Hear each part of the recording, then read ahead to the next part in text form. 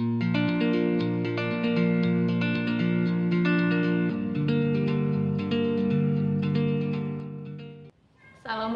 warahmatullahi wabarakatuh. Perkenalkan, nama saya Siti Aistianingsi, mahasiswi semester 4 dari Universitas Muhammadiyah Profesor Dr. Hamka, Program Studi Pendidikan Guru Sekolah Dasar. Selanjutnya saya akan menampilkan hasil pengenalan lapangan persekolahan di MI Khairiyah Mansuriyah. Mari kita simak videonya.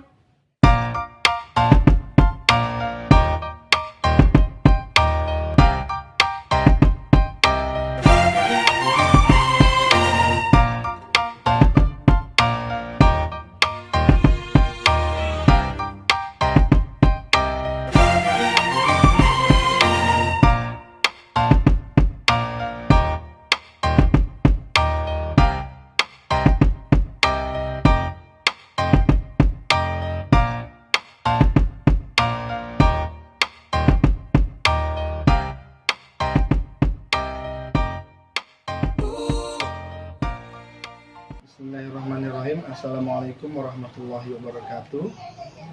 Perkenalkan, nama saya Edi Syanto, Magister Sosial Islam.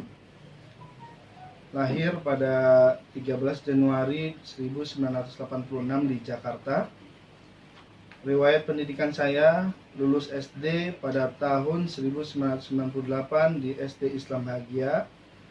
Lulus MTS pada tahun 2001 di Madrasah Tsanawiyah Minhajut Thalibin, lulus aliyah di Pondok Pesantren Darul Rahman pada tahun 2004, dan pada tahun 2009 saya lulus dari jurusan Komunikasi Penyiaran Islam Fakultas Dakwah dan Komunikasi Universitas Islam Negeri UIN Syarif Hidayatullah, dan alhamdulillah saat ini juga sudah lulus S2 pada jurusan yang sama di kampus yang sama, yaitu jurusan Komunikasi Penyiaran Islam Fakultas Dakwah dan Komunikasi Kampus Universitas Islam Negeri Syarif Hidayatullah Jakarta. Alhamdulillah saya bergabung di Madrasah Ibtidaiyah Khairiyah Mansuriyah pada tahun 2011, dan Allah menakdirkan dan mempercayakan dan memberikan saya amanat untuk menjadi kepala sekolah pada tahun 2015, tepatnya tanggal 5 Agustus 2015 hingga saat ini. Itu saja riwayat singkat dari saya. Terima kasih. Wassalamualaikum warahmatullahi wabarakatuh. Assalamualaikum warahmatullahi wabarakatuh. Waalaikumsalam warahmatullahi wabarakatuh. Sebelumnya kami izin memperkenalkan diri Pak. Saya Tika Putri, lalu rekan saya Siti Ayu Setianingsi. Kami mahasiswi dari Universitas Muhammadiyah Profesor Dr. Hamka, Program Studi Pendidikan Guru Sekolah Dasar. Sebelumnya kami juga mengucapkan terima kasih kepada Bapak karena telah mengizinkan kami untuk melaksanakan tugas PLP 1 di sekolah ini. Baik Pak, langsung masuk ke pertanyaan. Saya ingin menanyakan tentang profil sekolah mengenai pemilik atau pendiri dari sekolah MI Khairiyah Mansuriyah ini beserta tanggal pendirian sekolah ini Pak. Untuk nama lengkap sekolah ini adalah MI Khairiyah Mansuriyah, Madrasah Ibtidaiyah Khairiyah Mansuriyah. Untuk tempatnya beralamat di Jalan Sawalio 2, nomor 27, Kelurahan Jembatan 5, Kecamatan Tambora, Jakarta Barat 11250. Untuk kepemilikan sekolah ini, di sini atas nama yayasan, kepemilikan yayasan, wakaf, sudah wakaf. Dan yayasan itu adalah Yayasan Pendidikan Khairiyah Mansuriyah, dan pendirinya sendiri adalah Tuan Guru Mansur, salah satu ulama dan pahlawan yang berjasa untuk negara kita. Untuk tanggal pendiriannya adalah tanggal 3 Januari 1930. Jadi tuaan sekolah ini ya. Apalagi? Baik Pak, lalu untuk visi dan misi sekolah ini apa ya? Untuk visi misi, visinya adalah berilmu, bertakwa dan beramal soleh. Dan misinya ada 3. Yang pertama, melakukan KBM yang maksimal. Yang kedua, menanamkan disiplin, jujur dan bertanggung jawab. Yang ketiga, membudayakan 3S, yaitu salam, senyum dan sopan atau sapa. Namun dari visi misi ini kita juga mempunyai dua lagi, yaitu tujuan dan moto. Tujuannya adalah memberikan dasar-dasar ilmu pengetahuan agama dan umum untuk membentuk siswa-siswi yang cerdas, terampil, dan berakhlak mulia.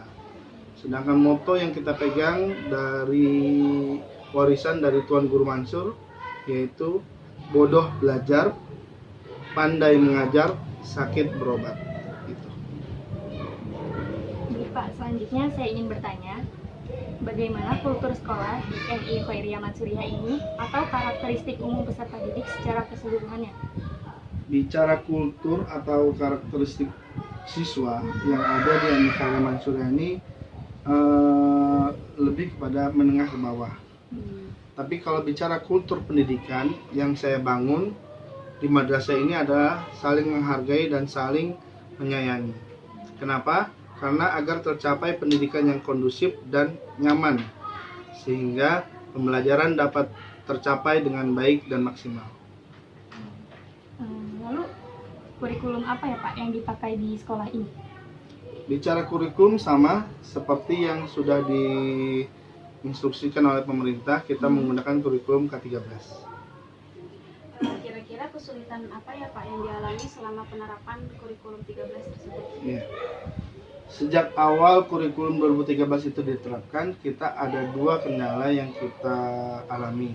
Yang pertama adalah infrastruktur atau media yang belum memadai. Yang kedua, SDM atau guru yang masih harus banyak belajar dengan kurikulum K13 ini. Lalu upaya apa yang dilakukan untuk mengatasi kesulitan tersebut Pak? Nah, untuk upayanya sama ada dua juga, karena tadi infrastruktur yang pertama, maka upaya yang kami lakukan adalah kami masih berusaha untuk melengkapi infrastruktur atau media yang kami butuhkan seperti laptop, terus infocus di setiap kelas, screen, speaker, dan CCTV yang ada di setiap ruangan. Dan alhamdulillah untuk media ini kita sudah penuhi semua, sehingga untuk menunjang K13 insya Allah akan berjalan lebih baik. Lalu yang kedua mengenai SDM, kami selalu berusaha mengirim guru-guru untuk mengikuti pelatihan-pelatihan yang berkaitan dengan pembelajaran. Bahkan kami juga mengadakan kursus yang mana untuk menambah skill guru. Seperti kemarin kita sudah melaksanakan kursus Photoshop atau desain, dan insya Allah minggu depan kita mulai dengan Corel Draw-nya untuk guru-guru. Nah, setiap sekolah kan pasti memiliki struktur organisasi ya Pak. Lalu ada apa saja struktur organisasi yang ada di sekolah MI Khairiyah Mansuriah ini? Serta bagaimana tata kerjanya di sekolah? Oke, bicara struktur organisasi, maka di MI Khairiyah Mansuriah ini kita di bawah yayasan, naungan kita yayasan. Walaupun sebenarnya kita naungan dasarnya itu ada Kementerian Agama, tapi karena kita swasta maka kita di bawah yayasan. Nah, di MI Khairiyah Mansuriah itu sendiri ada yang namanya tim ahli. Tim ahli, lalu di bawahnya itu baru kepala sekolah, di bawahnya itu ada bendahara, dan ada wali kelas. Untuk tim ahli sendiri tugasnya adalah untuk bisa berkoordinasi dengan kepala sekolah sebelum naik ke yayasan. Jadi saya selaku kepala sekolah ini berkonsultasi dulu dengan tim ahli, setelah itu baru masuk ke yayasan. Kalau bendahara sama seperti biasa, ada bagian keuangan, terus ada guru-guru sebagai wali kelas, dan juga ada operator. Kalau operator itu tata kerjanya apa? Nah, kalau dulu mungkin TU ya, sekarang kita kenal dengan operator, dan job desk-nya pun sebenarnya sudah berbeda. Operator itu lebih kepada pendataan yang sifatnya online maupun offline, gitu, kesiswaan dan lain-lainnya. Baik Pak, lalu di MI Khairiyah Mansuriah ini kan pasti ada peraturan atau tata tertib. Lalu ada apa saja peraturan atau tata tertib yang ada di MI Khairiyah Mansuriah ini? Oke, bicara tata tertib, maka ada dua tata tertib yang kita gunakan. Yang pertama tata tertib yang kita berlakukan untuk guru, dan yang kedua tata tertib yang kita gunakan untuk siswa. Namun untuk guru sendiri ada 8 tata tertib yang harus dilaksanakan oleh guru. Seperti hadir 15 menit sebelum bel, terus harus mengisi daftar hadir, dan lain-lainnya. Sedangkan untuk siswa itu sendiri ada kurang lebih 15 menit tata tertib yang harus dipatuhi oleh siswa. Nah, setelah itu ada konsekuensinya juga. Ada 3 konsekuensi untuk guru. Yang pertama biasanya apabila ada kesalahan atau pelanggaran dari guru itu ada pembinaan. Biasanya pembinaan ini secara lisan. Lalu ada surat peringatan 1, 2, 3 dan ini pasti tertulis. Dan yang ketiga itu ada tindakan tegas. Dan biasanya ini kita langsung komunikasikan dengan yayasan. Kalau untuk siswa bicara konsekuensi dari dari tata tertib itu sendiri ada 4. Yang pertama sama pembinaan, lalu pemanggilan orang tua, lalu surat peringatan, dan terakhir kalau surat peringatan 1, 2, 3 tidak bisa juga, maka kita pulangkan ke orang tuanya dengan baik. Baik Pak, pertanyaan selanjutnya, apa saja kegiatan formal yang biasa diadakan di MI Khairiyah Mansyuriah ini Pak? Ya, untuk kegiatan formal itu biasa sebelum dan sesudah pembelajaran ada doa bersama, lalu ada kegiatan KBM yang pasti karena ini kan sekolah ya, maka KBM yang pertama kegiatan belajar mengajar, terus juga ada tahfiz. Tahfiz ya, target kita dari kelas 1 sampai kelas 6 lulus dari sini mereka hafal juz 30 beserta doa-doanya, beserta doa-doa pilihan, dan hafal surat-surat pilihan Yasin, lalu Al-Jumu'ah dan Ar-Rahman. Maaf, berarti itu syarat untuk kelulusan atau hanya sekedar hafalan? Mungkin ke depan akan menjadi syarat untuk kelulusan, tapi kita ini kan sedang membangun ya. Jadi kita masih membiasakan dulu. Alhamdulillah tahun lalu ada anak kita yang hafal Yasin dan Ar-Rahman. Kita tahu sendiri kan Ar-Rahman itu lumayan muter-muter ya. Iya, baik. Ya Pak, pertanyaan selanjutnya, di sekolah ini terdapat eskul pastinya ya Pak. Nah, eskulnya itu macam-macam kegiatannya seperti apa ya Pak? Bicara eskul, maka kita ada 6 ekstrakurikuler. Yang pertama itu pramuka, lalu drum band, ada hadro, marawis, muhadoro, dan muhadafah. Lalu yang terakhir, pertanyaan terakhir nih Pak. Ini pertanyaan terakhir, apakah di sekolah ini terdapat pembiasaan dan kebiasaan yang positif di setiap harinya? Contohnya kayak ada kegiatan tadarus. Tadarus ada. Untuk kegiatan positif itu salah satunya pertama 3S. Itu tadi yang pertama senyum, sapa, salam. Terus yang kedua itu ada sodako Senin. Jadi kita itu infak di hari Senin ya, bukan di hari Jumat. Dan di hari Jumat ada namanya Jumat Berkah.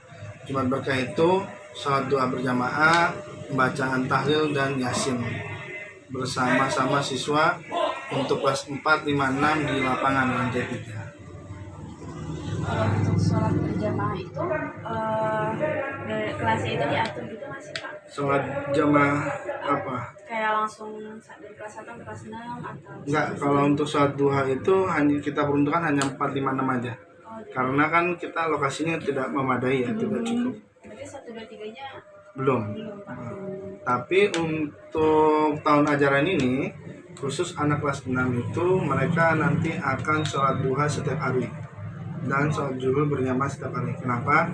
Karena untuk tahun ini kita mencoba kelas 6 itu pembelajarannya lesehan. Di lantai 3 terus lesehan hanya meja aja, meja kecil. Kan kita mau sholat jemaah kan bisa tinggal angkat mejanya. Cukup pertanyaan dari kami. Kami mengucapkan terima kasih atas informasi yang Bapak sampaikan. Kurang lebihnya mohon maaf. Wassalamualaikum warahmatullahi wabarakatuh. Waalaikumsalam warahmatullahi wabarakatuh.